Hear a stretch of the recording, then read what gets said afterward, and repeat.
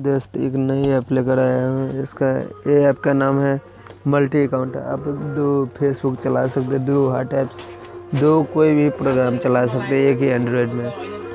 इसके लिए आप प्ले स्टोर में जाइए, प्ले स्टोर में मल्टी अकाउंट टाइप करिए। ये मल्टी अकाउंट में इसको प्रेस करने जा रहा है। मैं पहले से इंस्टॉल करके रखा हूँ।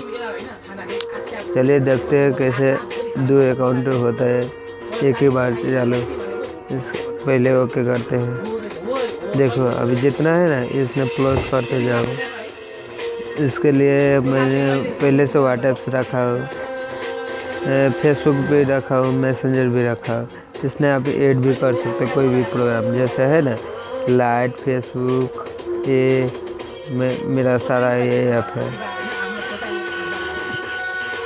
ये कर सकता है पूरा। इसके लिए तो आप तो बुझ गए।